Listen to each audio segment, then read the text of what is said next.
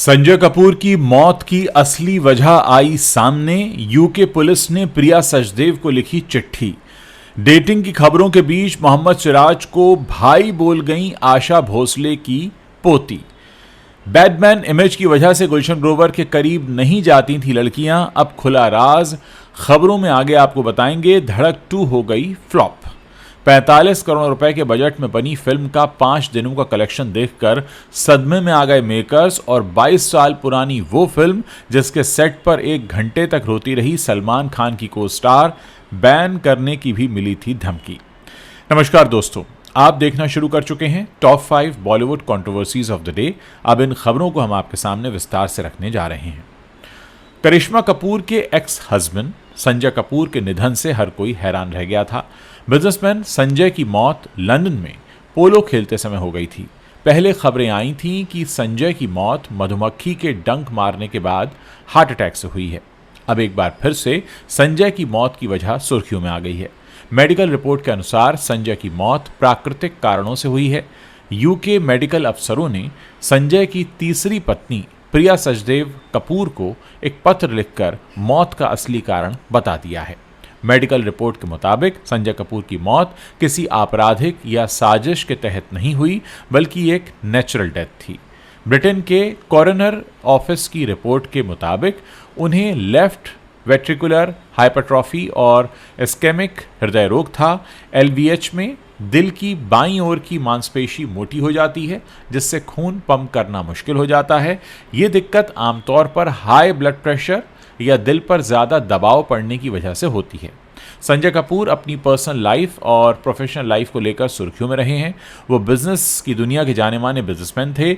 वहीं करिश्मा कपूर के एक्स पति होने के नाते वो कई बार सुर्खियों में रहे हैं। आपको बता दें कि संजय की मां रानी कपूर ने यूके पुलिस को पत्र लिखकर अपने बेटे की मौत की आपराधिक जांच करने का आग्रह किया था। वहीं अब मौत की असली वजह सामने आने के बाद यूके पुलिस ने संजय की मौत की जांच करना बंद कर दिया है। क्रिकेटर मोहम्मद सिराज और आशा भोसले की पोती जनाई भोसले की लंबे समय से अफेयर की खबरें चर्चा में थीं। जनाई ने मोहम्मद सिराज की तारीफ में पोस्ट भी किया था, जिसके बाद उनके अफेयर की खबरें और ज़्यादा बढ़ गई थीं। लेकिन अब जनाई ने इन खबरों से नकार दिया, इन अफवाहों को नकार दिया है। उन्होंने एक पोस्ट लिखा है जिसमें उन्होंने मोहम्मद सिराज को भाई कहकर बुलाया है। हाल ही में भारतीय टीम ने द ओवल टेस्ट मैच में जीत हासिल की थी। मोहम्मद सिराज ने आखिर में 3 विकेट लेकर टीम इंडिया को 6 रनों से ये जीत दिलवा दी थी। इसके बाद जनाई ने मोहम्मद सिराज के लिए कई सारे पोस्ट शेयर किए और तारीफ की। जनाई भोसले ने एक पोस्ट में लिखा, जिस दिन से सिराज भाई से मिली हूँ उस दिन से मैं सिर्फ इंस्पायर हो रही हूँ। जिस तरह के वो इंसान हैं और उनके एथिक्स हैं, ये उस तरह के इंसान हैं जो सच में विश्वास दिलाता है कि जादू, जैसे मेरे पास तो शब्द ही नहीं है, पता नहीं क्या बोलूं, पर आप जैसा कोई नहीं था और शायद न कोई होगा। आपको बता दें कि जनाई दिग्गज सिंगर आशा भोसले की पोती हैं। जनाई खुद भी सिंगर हैं। उन्होंने कई म्यूज़िक एल्बम्स के लिए गाने गाए हैं और वो फिल्मों में भी एंट्री करने वाली हैं। वो film pride of Bharat Chhatrapati Shivaji Maharaj में दिखाई देंगी। ये फिल्म 2027 में रिलीज़ होने की खबरें हैं। बॉलीवुड एक्टर गुलशन ग्रोवर अपने नेगेटिव रोल्स के लिए जाने जाते हैं। गुलशन ग्रोवर ने ज़्यादातर विलन वाले रोल्स ही किए हैं और इसी वजह से उनकी इमेज बैडमैन वाली बन गई थी।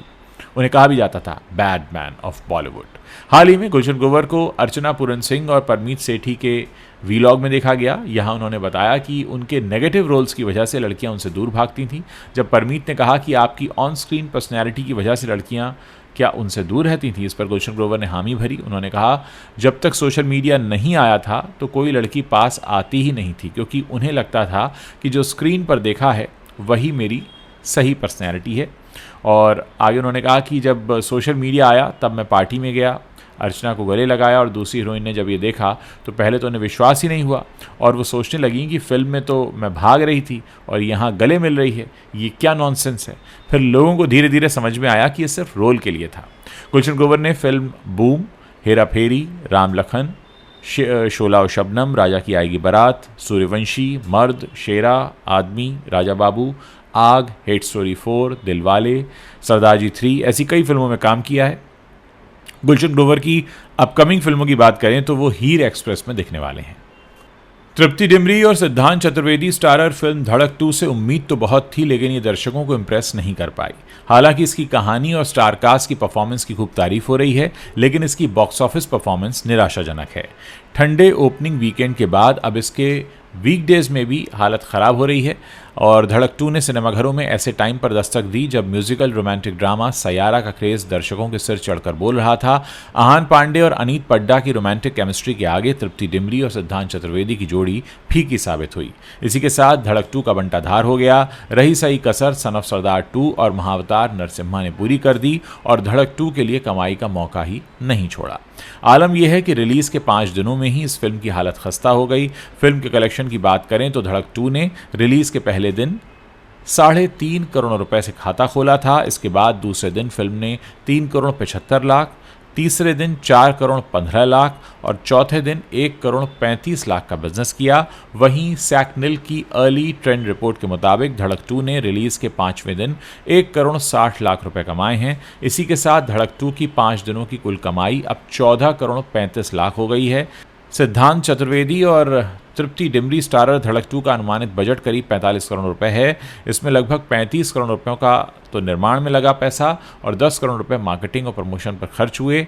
लेकिन दमदार कलाकारों और दर्शकों की उम्मीदों के बावजूद फिल्म को कई दूसरी फिल्मों से कड़ा कंपटीशन झेलना पड़ा, बॉक्स ऑफिस पर स्ट्रगल करना पड़ा और फिल्म अपनी रिलीज़ के 5 दिन बाद भी 15 करोड़ रुपए भी नहीं कमा पाई है। ऐसे में फिल्म की परफॉर्मेंस देखते हुए इसके लिए अपना बजट निकालना भी मुश्किल है।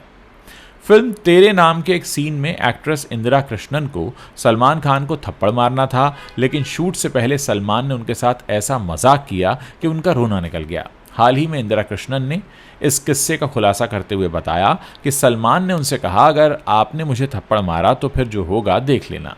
ये सुनकर इंदिरा थोड़ी घबरा गई। हालांकि सीन की डिमांड थी, इसलिए उन्हें थप्पड़ मारना पड़ा। जैसे ही इंदिरा ने सीन में सलमान को थप्पड़ मारा, सलमान के बॉडीगार्ड ने भी उनके मजाक में साथ देते हुए इंदिरा से कहा, मैम आपने क्या कर दिया, मीडिया वाले आ गए हैं, आप जल्दी से वैन में जाकर बैठिए। ये सुनते ही इंदिरा और ज़्यादा डर गईं और सोचने लगीं कि सच में कुछ गड़बड़ तो नहीं हो गई। इंदिरा ने उस किस्से को याद करते हुए बताया कि जैसे ही वो वैन में बैठी और बाहर देखा तो कुछ रिपोर्टर्स नज़र आए। उस समय सेट पर मीडिया का आना आम बात थी, लेकिन तब उनके दिमाग में ये बात नहीं आई और सलमान और उनकी टीम ने कहा, मैम आपको इंडस्ट्री से बैन कर दिया जाएगा, आपने भाई को थप्पड़ मारा है। ये सुनकर इंदिरा रोने लगी। इंदिरा कृष्णन ने बताया कि पूरा मजाक लगभग 1 घंटे तक चला। उन्हें सच में लगने लगा था कि उनका करियर अब पूरी तरह बर्बाद हो जाएगा, लेकिन बाद में सबने उनको बताया कि ये सिर्फ एक प्रैंक था। तब जाकर उन्होंने रोना बंद किया और उनके दिल को थोड़ी तसल्ली मिली। इंदिरा कृष्णन ने हंसते हुए कहा कि सलमान, संजय दत्त और सुनील शेट्टी सेट पर अक्सर ऐसे ही मजाक किया करते थे। तो दोस्तों, ये वो टॉप 5 कंट्रोवर्शियल खबरें हैं जो बॉलीवुड से आ रही हैं। अगर आपको वीडियो पसंद आया है तो इसे आप अपने दोस्तों के साथ शेयर कर सकते हैं। अगर आप हमारे चैनल को पसंद कर रहे हैं तो इसे आप सब्सक्राइब कर सकते हैं और साथ ही आप हमारे चैनल के बारे में जो भी कहना चाहते हैं या जो आपने खबरें देखी उनके बारे में अगर कुछ कहना चाहते हैं तो नीचे कमेंट सेक्शन है, वहाँ लिखना मत भूलिएगा।